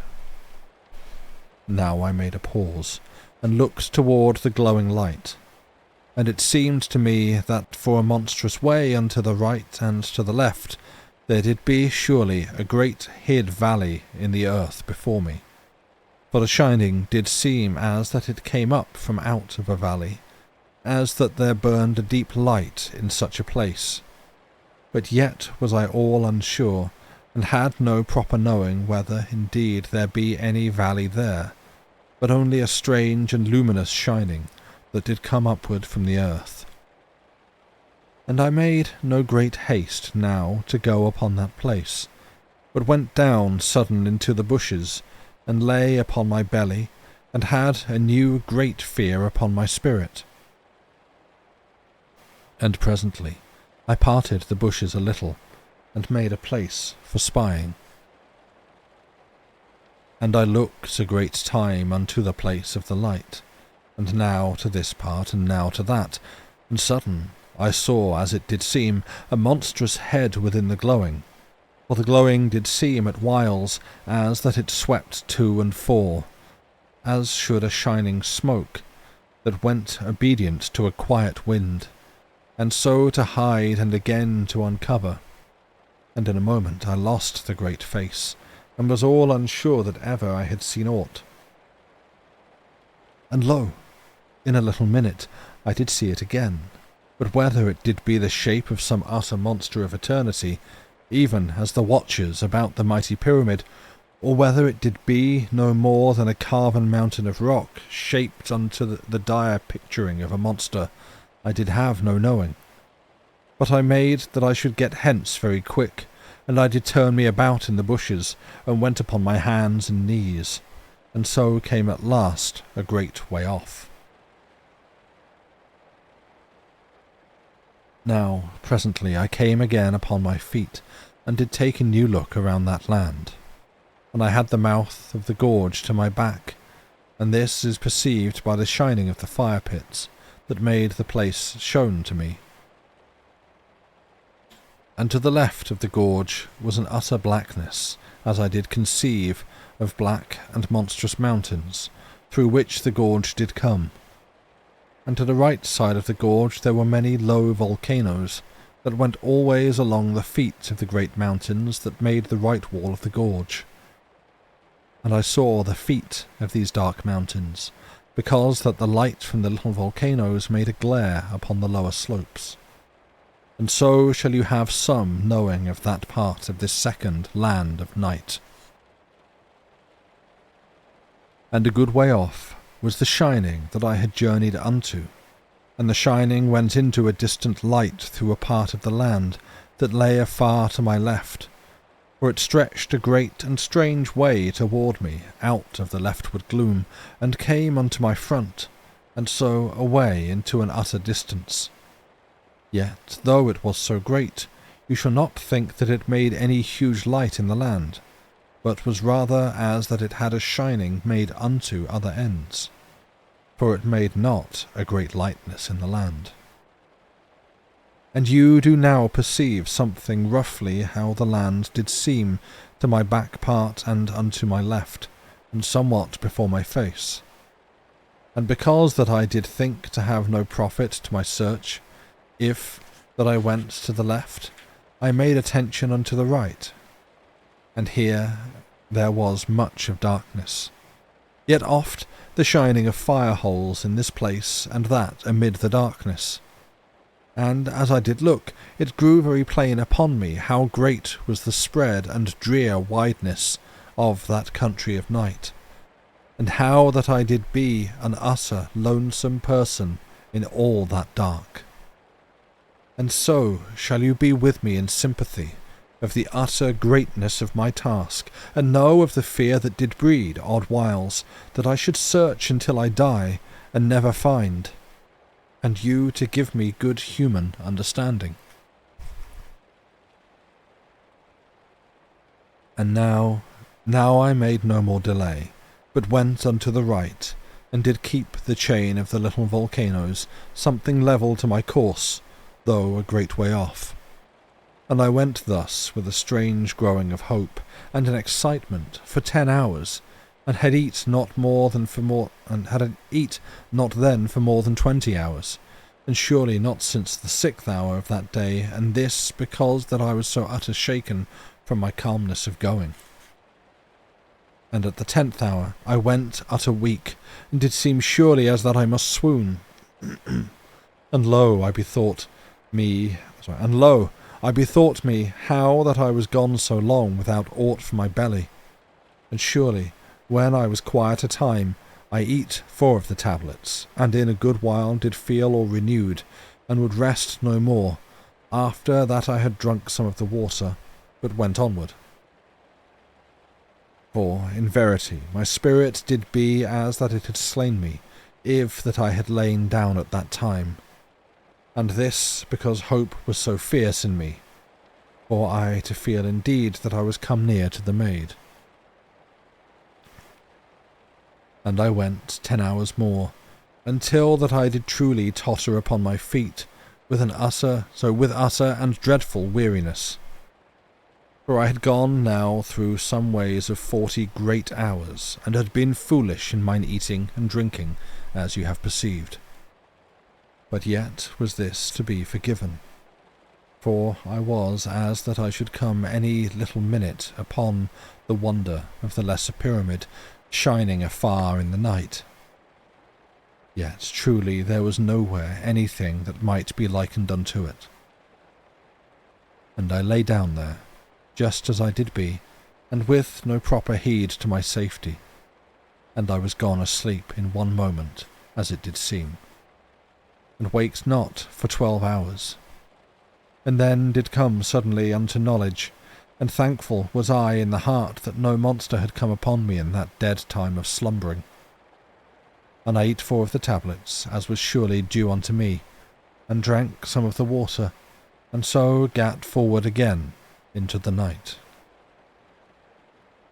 And truly I was mortal stiff, and did ache for a great while, and this did be in part because that I had wrapped not the cloak about me ere I slept.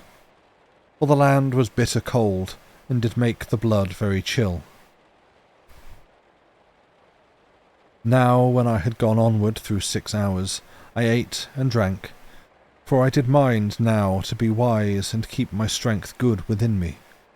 And I went onward again at a very great speed, and full of an excitement.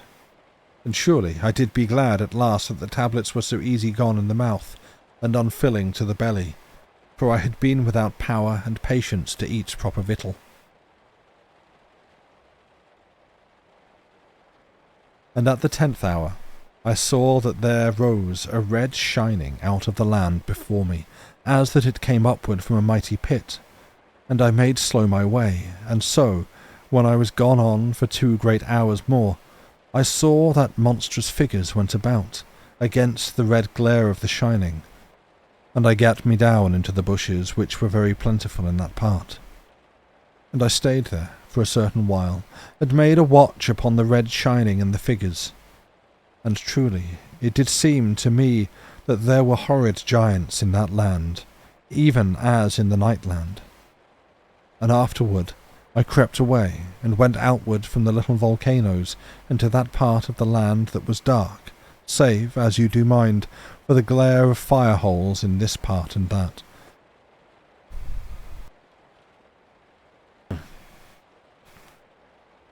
And I went now with an utter care, for the giants had put a new caution into my heart. And I did surely mean that I should live to rescue mine own maid, and have joy through all my life. And thereafter I went with the discos in my hand, and at each hour, that was the 6th, I eat 2 of the tablets, and drank some of the water, and so did keep my strength very good within me. Now presently I was come to a place where the land did go downward a great slope, and there was a difference in the earth that went beneath my feet, and no great plenty of the bushes, but only one in this place and one in that, and nowhere any fire hole. And I gat me down, and did feel the earth with my hands, and lo, I did find presently smooth stones, and afterward olden shells, and immediately a great delight took me. For Nani had told how that the Lesser Pyramid stood something nigh to the shore of an ancient sea that was long dried up in the years of eternity, and surely it might be that I was come down into the dry bottom of that same olden sea, and should presently have sight of the little pyramid. And because that hope was put so fresh into me, I went forward through maybe 30 hours across the olden seabed, but in all that time I had no sight of the lights of the lesser redoubt, and a great trouble began to take me, for indeed Nani had not told me how great was the sea, and it might be that I should wander a weariful age across it, before that I come to the far side. And it did come to me, presently, how that I should be wise to see that my way was very straight, so that I waste not my strength in useless wanderings. And I had a great care now to observe that the red shining did be always upon my right, to my rear, and by this reasonable cunning did I make to steer very nicely through the great gloom of that place. Now, as I did go across the bed of the great sea, I heard strange sounds, now in this part of the darkness, and now in that, and oft did there be a noise, as if things did run this way and that way in the bed of the sea. And once, afar off in the night, there did be a strange and horrid screaming, so that I did know truly that the monsters of that land were out, and did go about in the dark. And, as you shall perceive and understand, I was all unknowing of the lore of that land, so that I knew not what to think of this strange sound or that, neither knew I what they might portend, but only that, as I did say, there were monsters abroad, and I could do no more than have my way forward with an utter care always, and be very ready with the discos or to hide, each as may be according to the need. And surely I went 41 hours that day, and eat and drank, and every 6th hour. And before this, in that 37th hour, I heard a great roaring and bellowing in the night, coming nigh unto me, and afterward the thudding of monstrous feet, as that a giant ran past me in the darkness, and did make a chase of some creature. And the thudding of the feet and the roaring went far off into the night, and there did seem presently to come back to me from a great way a little screaming, but of this thing I had no surety, and I abode very hushed in a clump of bush until quietness was come again all about, for there had been an utter frightening sound in the horrid voice and in the thudding of the great feet. Now, in the 41st hour of that day, I came upon the farther shore of the olden sea. But lo, there was nowhere any light to tell me aught of the lesser refuge, and truly a great doubt and bewilderment took me, for indeed I could not perceive how it might be that I saw not the lights of the embrasures of the lesser pyramid, and a great despair took me, so that I sat down there upon the shore of the olden sea, and had no heed of anything for a while. But afterward I ate and drunk, and went into a clump of bush, and wrapped the cloak about me, and so went fast unto sleep, with the discos handy to my breast. And, in verity, The pain of the despair and the bewilderment of mine heart did make rather for sleep than to keep me wakeful. For indeed I was half stunned of the brain and of my courage, and did seem now the farther off from the ending of my search than ever I had been. And I slept 6 hours, and waked then sudden, and I leaned up upon mine elbow in the bush, and harked very quiet. Perchance some noise had shaken sleep from me. But indeed there was nothing, only that I was wakeful, and did mind me of my trouble of failure. Yet now I did invent this thing and that thing to make natural account that I was not come to the lesser redoubt, and so had hope again within me, yet much also of doubt and bewilderment. And I eat 2 of the tablets, and drank some of the water, and again to my journey. And I made that I should keep along the shore of the sea, the which I did through 12 hours, and was then still so much in doubt as ever. And I ceased from my journeying, and looked about me over the land, and lo, I did note how that a weak and strange shining was in the air of the land, and a great way, as it had been that a far spreaded and faint glowing made a little glare into all the night unto my left and before me. Now I ate and drank, and made to steady my spirit, for I did fear lest I should feel utter lost in all the night of the world, and to know not where to make any more search, and so to grow desperate in despair. And this thing you will understand. And afterward I did make across that land unto the place where it did seem that the dull shining was something bright, and I went thus through 18 hours, and did make pause at each 6th hour, and ate and drank very resolute, though in verity it did seem as that even so small a matter as the tablets did be like to choke me. And by this is it plain to me how great an anguish was come upon my spirit, lest that I was all astray, and should have no joy to succour mine own. And thrice in the time that I did go, there did be a running of feet amid the darkness, and odd whiles strange and horrid cryings in the night, so that I put a force upon my despair, and hid me, for, indeed, I had no right to lose care of my life, if there did be any chance yet that I find the maid. And lo, in the 18th hour, which was truly the 30th of that day, I found the shining in the night to be grown very plain, and an utter stinking of sulphur, and truly I did be aware that the land went upward.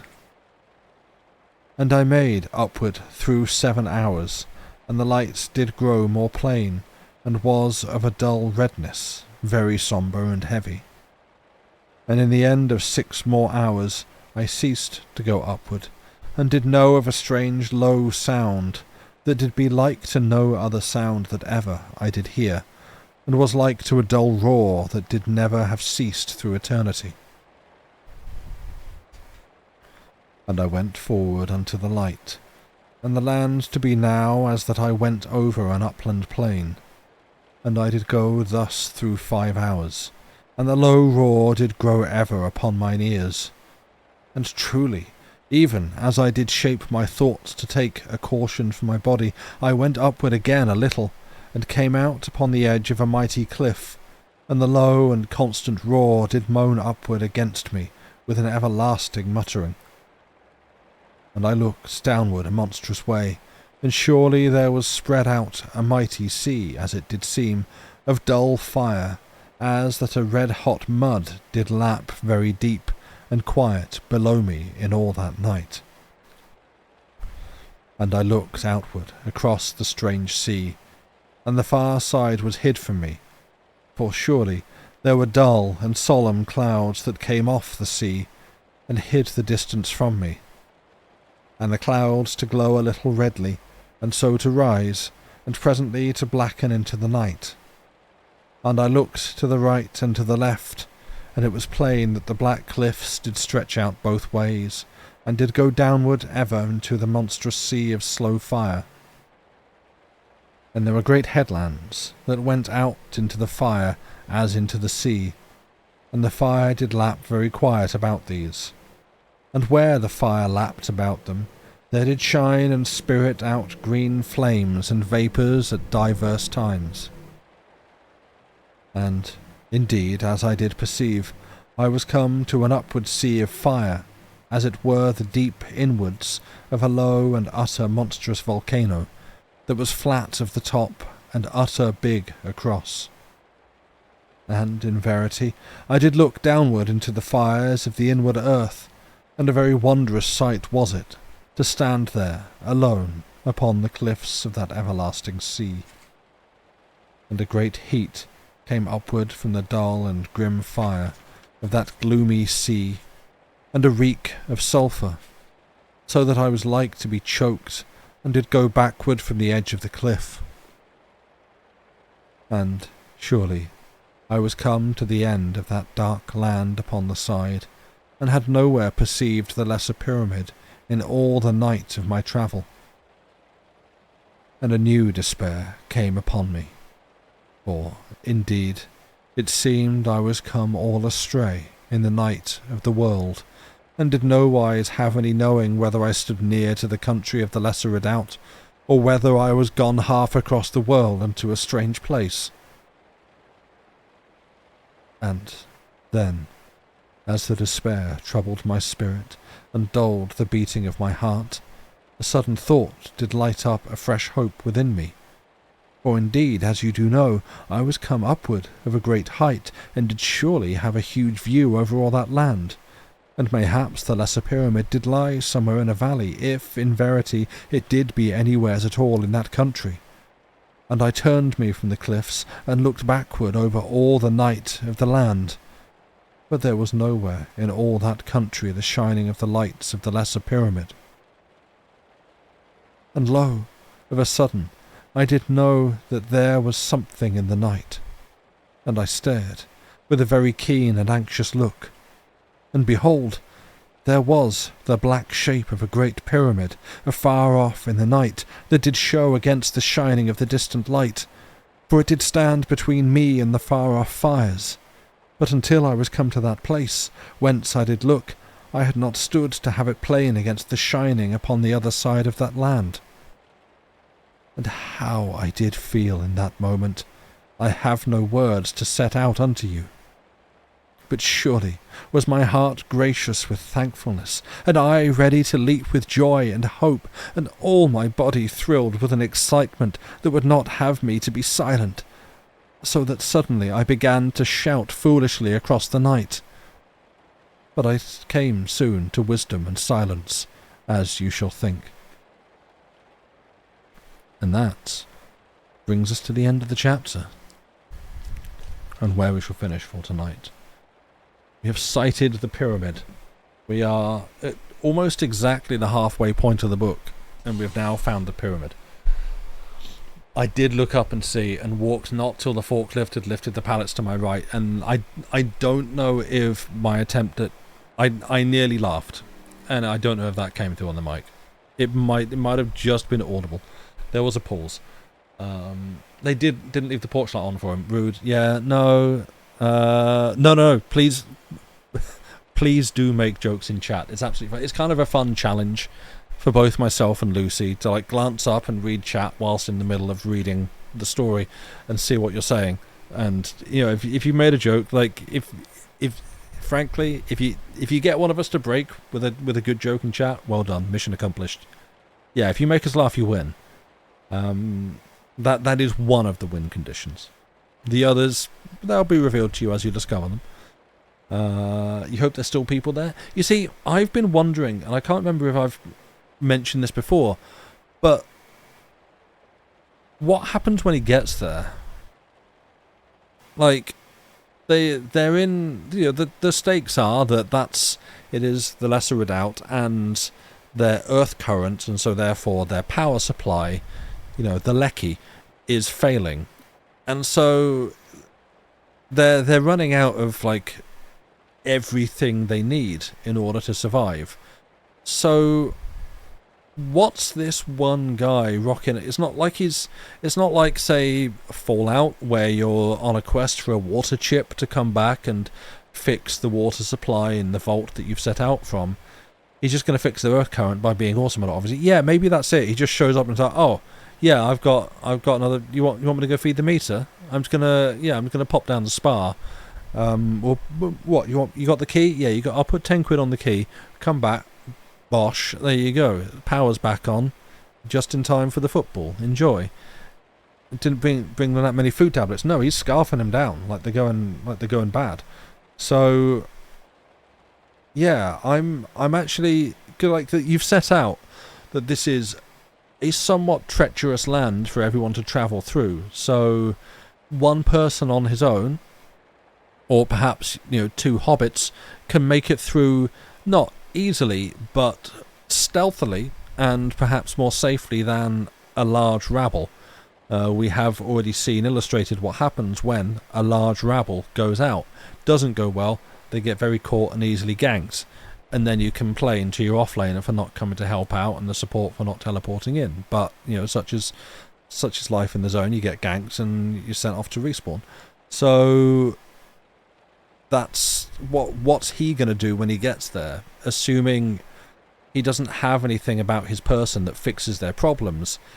And I can't remember whether the story has actually addressed this, what his plan is, because his driving factor is Nani, the reincarnated spirit of Mirdath from the before times, is over there, so I'm going to go there, which, that's a narratively valid reason to set off on a dangerous quest. But it's not like he's got a one ring to lob into Mount Doom and fix the world's problems with a magic off button. So therefore, I don't know what happens when he gets there. And frankly, I'm interested to see if Hodgson's thought about this and where's it going to. There's a lot of book left, so presumably yes. But I'm interested to see where it goes when he gets there, and whether he was like, "Oh yeah, so now we just walk all back to mine. Is everyone you want to go on a trek across this dangerous land?" Or is he going to move in and just live with them and leave everything behind, or what? Is he going to fix the problems? Who knows? Find out in the future, next time. But for now, it's dark. It's proper dark outside. Yeah, in the last 2 hours, it's gone from pale blue but still blue skies to dark. Sam, that's the passage of time. That's how that works. I know, but I'm just observing. But I'm gonna go. I'm gonna leave you. I don't know that Lucy has any. He knocks on the door, gets no answer, gives up and walks in. Yeah, he just lobs the parcel into the moat, takes a photo of the door, sends it, says, "Yeah, it's been delivered." Actually, you know what? If he even knocks on the door, that's a bonus. The number of ones that are just, yeah. Well, no. Yes, the armor's got an every logo on the back. Hasn't mentioned it until now, but it's there. So, he's just like, "You want in? Peace," and just goes. Yeah, sorry we missed you. I was in the whole time. No, we missed you. Yeah. Yeah, I don't know what. I don't expect Lucy is planning to read on Wednesday. I do not think we will have her computer troubles sorted by then. So, I can't guarantee. I might try and do something on Wednesday, I'm not sure. Could even possibly make that a movie night. Maybe? I don't know. I'm saying that now so that people are aware early, because I don't like dropping them on people last minute. But because I'm travelling on Thursday, I might not want to stream Wednesday night, but movie night is a much kind of softer, low-key affair. So who knows? 'Cause, streams, especially if I'm doing because on last Wednesday I started playing Kentucky Route Zero on the Longest John's channel. I'd kind of got to the same point that I've stopped every time that I've played or seen it played. So I do intend to actually continue and finish it. but it won't be that on Wednesday. So yeah, I might just do a movie night. Who knows? I will try to give early notice on the Discord if that is happening. But yeah, otherwise, I'm going to take off. So, taxied onto the runway, fueled and ready to go, meow. But also end the stream. So, as I creak my chair to sit up, thank you all for being here. And yeah, have a good rest of the weekend. Good rest of whatever Saturday you have left to you. Good rest of the weekend. Controversial statement to close out the stream. I'm sort of hoping that Norway beat England because the world does not need an egotistical and empowered English attitude right now on the global stage. I think morally a victory for Norway is the better way for things to go, but we'll see. Yeah, thank you for being here. Take care of yourselves. If you're dodging the heat, continue to dodge it. Good luck with that. And yeah, I will let you know on the Discord, or Lucy will let you know on the Discord what is happening on Wednesday. But for now, take care, be well, and we will see you next time. Goodbye.